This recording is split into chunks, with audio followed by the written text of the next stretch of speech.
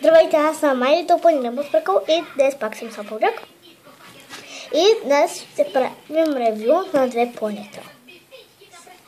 На Shining Grammar и Princess Cadance. Само трябва да сложим малка пауза. Първо започваме с Princess Cadance.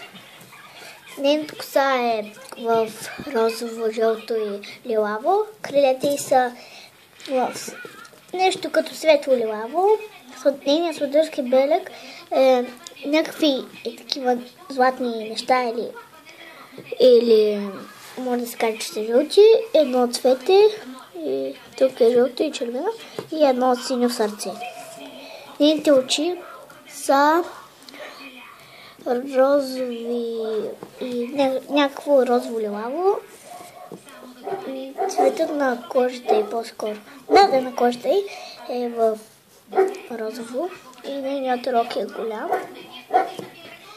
И опашката е така жълта. И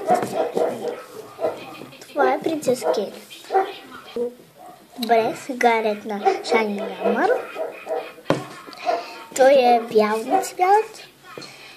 Има някакъв такъв, не знам, някакъв знак и има една звезда като на искрица, само че май е червена. И тук 3 звезди. Той е брат на искрица, на Twilight Sparkle, и неговата опашка и гривата му са сини. И очите му също са сини. И неговия рок.